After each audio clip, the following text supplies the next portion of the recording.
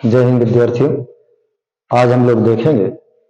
कक्षा 12 भौतिक विज्ञान के एक महत्वपूर्ण टॉपिक जिसका नाम है एम्पीयर का परपथीय नियम और फिर एम्पीयर के परपथीय नियम का अनुप्रयोग। विद्यार्थियों, हम आपको बता दें कि इसके पहले वाले वीडियो में हमने एम्पीयर का परपथीय नियम किसे कहते हैं इसको लोड कर दिया है, और इसके अलावा एम्पीयर के परपथीय नियम के अनुप्रयोग में सीधे लंबे तार के कारण उत्पन्न चुंबकीय क्षेत्र का जो मान होता है उसको किस तरह से निकाला जाता है उसको भी हमने इसके पहले वाले वीडियो में अपलोड कर दिया। विद्यार्थियों, आप हमारे यूट्यूब चैनल पर जाकर के वहां से आप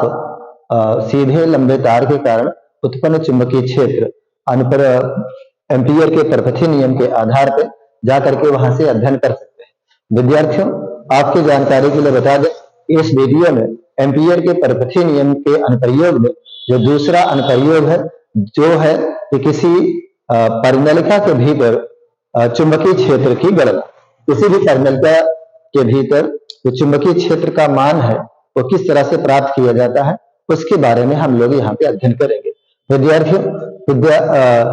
किसी भी परिनलिका में जो चुंबकीय क्षेत्र का मान है उसको प्राप्त करने के लिए आपको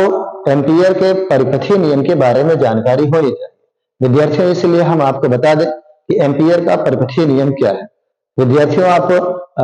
समझिएगा कि एम्पीयर का परिपथीय नियम किसे कहते हैं। तो किसी भी बंद धारावाही चालक में यदि धारा प्रवाहित की जाती है तो उस धारा के कारण उस चालक के चारों तरफ एक चुंबकीय क्षेत्र उत्पन्न हो जाता है। उसी चुंबकीय क्षेत्र के मान को, जो कि चुंबकीय क्षेत्र को हम B से निरूपित करते हैं, उस चुंबकीय क्षेत्र और उसका रेखीय समाकलन, किसी भी चालक में जो धारा प्रवाहित की जाती है तो धारा प्रवाहित करने के कारण उसमें जो चुंबकीय क्षेत्र होता है वह चुंबकीय क्षेत्र का रेखीय समाकलन उस बंद परिपथ में पाई जाने वाली धारा और म्यू नॉट के गुणनफल के बराबर होता है। यानी कि एम्पीयर का परपथीय नियम कह रहा है कि यदि किसी चालक में उसका जो चुंबकीय क्षेत्र होता है उस चुंबकीय क्षेत्र का रेखीय समाकलन उस बंद परिपथ में पाई जाने वाली धारा और म्यू नॉट के गुणनफल के बराबर होता है। हमने यहाँ पे परिभाषा भी लिख दिया है कि परिभाषा में हमने लिखा है कि एम्पीयर के परपथीय नियम क्या है। तो किसी बंद वक्र के लिए चुंबकीय क्षेत्र B का रेखीय समाकलन, यानी किसी चुंबकीय क्षेत्र B, जिसे हम चुंबकीय क्षेत्र कह रहे हैं उसे हम B से भी डिनोट करते हैं। तो किसी भी चुंबकीय क्षेत्र B का जो रेखीय समाकलन होता है, किसी चुंबकीय क्षेत्र का जो रेखीय समाकलन है वह बंद वक्र द्वारा, जैसे विद्यार्थी यहाँ पर देख लीजिए, हम यहाँ पर कोई एक विद्युत ये चालक ले रहे हैं और इस चालक में जैसे ही हम I धारा प्रवाहित करेंगे, I धारा प्रवाहित करने के कारण इसमें से चुंबकीय बल रेखाएं निकलेंगी और उस चुंबकीय बल रेखाओं के कारण इसके चारों तरफ एक चुंबकीय क्षेत्र उत्पन्न हो जाता है, जिसे हम चुंबकीय बल रेखा, चुंबकीय क्षेत्र उत्पन्न हो जाएगा। इस चुंबकीय क्षेत्र के अगर हम इस चालक के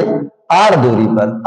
पर अगर हम कोई एक बिंदु P ले लें तो इस बिंदु P पर जो चुंबकीय क्षेत्र का मान प्राप्त होगा उस चुंबकीय क्षेत्र के मान को कह रहा कि जो चुंबकीय क्षेत्र का मान है उसके रेखीय समाकलन, चुंबकीय क्षेत्र का मान उसके रेखीय समाकलन के जो धारा है इस वक्र के, देखिए यहाँ पे लिखा है बंद वक्र के, इस बंद वक्र के अंदर ये जो इसमें धारा प्रवाहित हो रही है इस धारा का और उसमें म्यू नॉट यानी चुंबकशीलता के गुणनफल के बराबर होता है। इसी को विद्यार्थी एम्पीयर का परपथीय नियम कहते हैं। हमने यहाँ पे परिभाषा लिख दिया, किसी बंद वक्र के लिए चुंबकीय क्षेत्र B का रेखीय समाकलन बंद वक्र के घेरे गए क्षेत्रफल में, ये बंद वक्र है, इसका जो घेरा गया क्षेत्रफल है उसमें उपस्थित कुल धारा, इसमें जो उपस्थित इस चालक में उपस्थित कुल धारा, यहां से लेकर के यहां तक जो उपस्थित कुल धारा है और उसका म्यू नॉट गुना होता है। यानी धारा और म्यू नॉट का गुणा कर दें तो उस चालक में जो हमारा चुंबकीय क्षेत्र है और उसका रेखीय समाकलन दोनों बराबर होंगे। इसके लिए हमने यहाँ पे सूत्र भी लिख दिया। विद्यार्थियों यहाँ से भी आप परिभाषा निकाल सकते हैं कि किसी चुंबकीय क्षेत्र का रेखीय समाकलन, किसी चुंबकीय क्षेत्र का रेखीय समाकलन उस चालक, उस बंद परिपथ में, उस बंद घेरे में जो धारा होगी वह म्यू नॉट के गुणनफल के बराबर होती है। विद्यार्थियों, क्योंकि हमें पढ़ना है एम्पीयर के परपथीय नियम का अनुप्रयोग में हम पढ़ेंगे लंबी परिनलिका के भीतर उत्पन्न चुंबकीय क्षेत्र। इसके पहले विद्यार्थियों हम किसी सीधे चालक में हम चुंबकीय क्षेत्र का मान प्राप्त कर चुके हैं। अब विद्यार्थियों हम यहाँ प्राप्त करेंगे तो लंबी परिनलिका के भीतर उत्पन्न चुंबकीय क्षेत्र।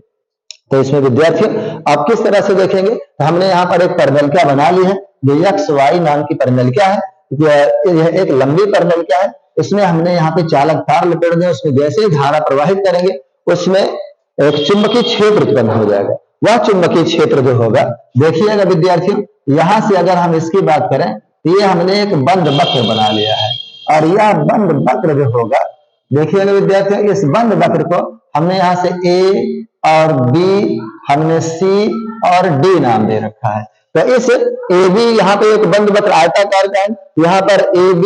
BC, CD और AD ये एक प्रकार का बंद वक्र है। और प्रत्येक में देखेंगे तो यहाँ पर धारा जैसे ही प्रवाहित होगी तो प्रत्येक भुजा के कारण उसमें चुंबकीय क्षेत्र उत्पन्न हो जाएगा। इसके लिए हमने यहाँ पे गणितीय व्याख्या कर रखा है कि माना XY एक परिनलिका है, हमारे पास देखें X से Y एक परिनलिका है, इसकी त्रिज्या तो हमने यहाँ पर A मान, क्योंकि जब परिनलिका होगी वो कुछ न कुछ मोटी होगी, हमने यहाँ पे त्रिज्या A है, तथा इसके प्रति एकांक फेरों की संख्या जो होती है वो N होती है, और परिनलिका में धारा I प्रवाहित हो रही है।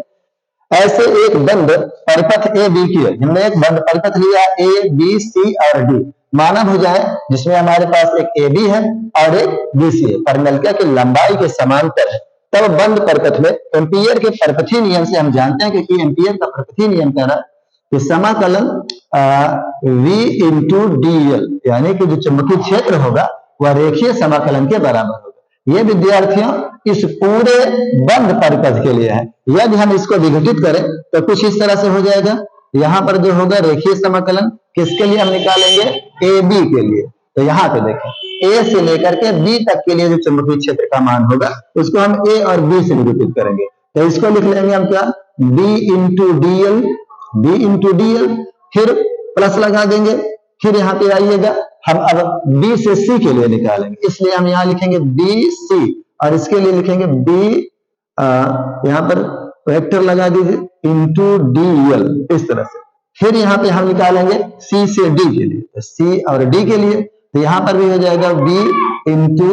DL। उसके बाद हम चले आएंगे यहाँ पर AB के लिए, AD के लिए, A D, और इसके लिए भी हम लिख लेंगे B वेक्टर इंटू DL। ये इस तरह से विद्यार्थियों आप देखेंगे कि हमने यहाँ पर इस भुजाओं पे उत्पन्न जो चुंबकीय क्षेत्र है AB, AC और DC और AD, इस पे चारों भुजाओं पे जो मान है उस चारों भुजाओं का जो योग है वो कुल चुंबकीय क्षेत्र कितने बराबर होगा, समाकलन B इंटू DL के। विद्यार्थी यहाँ से ध्यान देने वाली बात है, क्योंकि हम पहले निकालेंगे भुजा AB पर चुंबकीय क्षेत्र। तो भुजा AB के लिए चुंबकीय क्षेत्र हम यहां से लिखे हैं भुजा AB परिनलिका के समांतर है, अतः कोणीय मान यानी थीटा बराबर 0 अंश है। देखिए विद्यार्थी, जो हमारी परिनलिका है उसमें जो ये AB भुजा है या परिनलिका के समांतर है, समांतर होने पर जो थीटा का मान प्राप्त होगा वो हमें 0 अंश का प्राप्त होगा। इसलिए क्योंकि हम इसके पहले 11th क्लास में पढ़ चुके हैं विद्यार्थियों कि A into A dot B बराबर हमारा फार्मूला होता है AB cos थीटा। विद्यार्थी अगर हम इसको A माने और इसको B माने, A डॉट B बराबर जो हमारा फार्मूला हो जाएगा, यहाँ पर हो जाएगा हमारे पास B इंटू DL बराबर, यहाँ पे हम लिख सकते हैं समाकलन AB, और इसकी जगह पे हम लिख सकते हैं B बी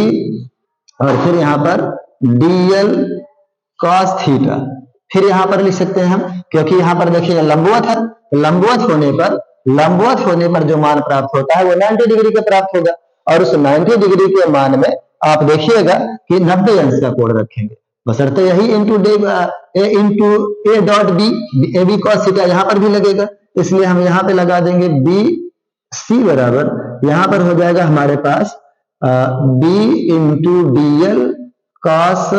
90 डिग्री। विद्यार्थियों इसके बाद हम यहाँ पे लगा देंगे, यहाँ पर देखिएगा सी से डी, हालांकि ये परमेलिका के समांतर है, लेकिन यह परमेलिका से बाहर होने के कारण इस पर चुंबकीय क्षेत्र का मान शून्य हो जाता है, इसलिए यहाँ पर थीटा का मान जो होगा वह शून्य होगा, तो इसलिए हम यहाँ पर लिख लेंगे बी इंटू डी एल और कॉस थीटा का मान यहाँ पर भी शून्य लगा देंगे। विद्यार्थी इसका नाम क्या है, सी डी, यहाँ पर सी लिखिए और यहाँ पे डी लिखिए। अब विद्यार्थी ए डी के लिए लिख लेंगे, तो ए इंटू डी, अब इसके लिए जो हमारा होगा बी इंटू डी एल और फिर यहाँ से कॉस 90 डिग्री का, क्योंकि विद्यार्थियों ये भी भुजा जो है परमेलिका के लंबवत है, तो लंबवत होने पर हम 90 डिग्री रख लेंगे और समांतर होने पर हम 0 डिग्री रख लेते हैं, और फिर जो ये भुजा डीसी है वो परमेलिका से बाहर है, तो बाहर परमेलिका पे चुंबकीय क्षेत्र का मान शून्य होगा, इसलिए हम यहाँ पर जो थीटा का मान होगा वो भी शून्य रख लेते हैं। तो इस तरह से विद्यार्थी आप थोड़ा सा ध्यान देंगे, b इंटू डी एल बराबर यहाँ पर हो जाएगा ए बी बराबर cos 0 अंश का मान 1 होता है, इसलिए यहाँ पर हमारे पास हो जाएगा b इंटू डी एल गुणे 1, क्योंकि cos 0 अंश का मान 1 होता है, फिर प्लस यहाँ पर भी आप रखेंगे बी सी, क्योंकि cos 90 अंश का मान 0 होता है, इसलिए यहाँ पर हमारा हो जाएगा b into D L into 0, फिर यहाँ पर समाकलन c और फिर यहाँ पे d, यहाँ पर भी देखें cos 0 है, 0 क्योंकि यहाँ पर इस थीटा का मान 0 हो जाए, क्योंकि यहाँ पर क्षेत्र बनेगा ही नहीं, तो इसलिए यहाँ पर जो cos होगा यानी कोण बनेगा ही नहीं, इसलिए यहाँ पर b into D L into 0 हो जाएगा। फिर यहाँ पर चले आइएगा, यहाँ पर ए बी, तो b into D L into 90 का मान होता है 1, सॉरी विद्यार्थियों 90 का मान होता है 0। अब विद्यार्थियों यहाँ से देखिए b into D L, b into D L बराबर, अब यहाँ से हो जाएगा ए बी और यहाँ से b और इंटू डी एल का 1 में गुणा करेंगे तो ये हो जाएगा b इंटू डी एल, फिर प्लस में 0 का गुणा करा देंगे तो ये 0 हो जाएगा, इसका भी गुणा हो जाएगा 0 और इसका भी गुणा हो जाएगा 0, 0 सब जोड़ेंगे तो विद्यार्थी हमारे पास यहाँ पर प्राप्त हो जाएगा b इंटू डी एल और बराबर में यहाँ पे आ जाएगा ए बी, और फिर इन सबको जोड़ेंगे तो हमारे पास आ जाएगा b इंटू डी एल। विद्यार्थियों b को कांस्टेंट मानते हुए हम b को जब बाहर ले लेंगे हमारे पास आ जाएगा b इंटू डी एल बराबर में यहाँ पे आ जाएगा हमारे पास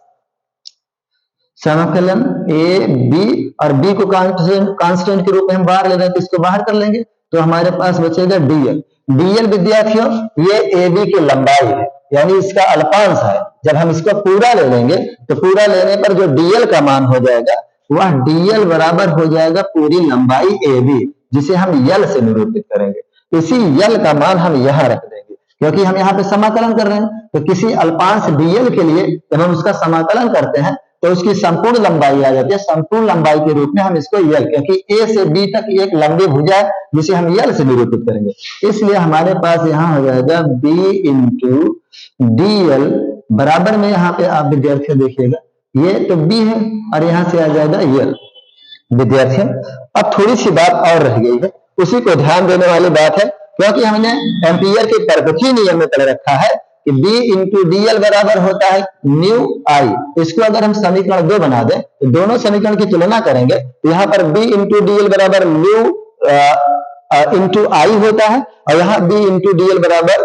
डी एल होता है। इसकी हम तुलना करा देंगे तो यहाँ लिखेंगे समीकरण 1 व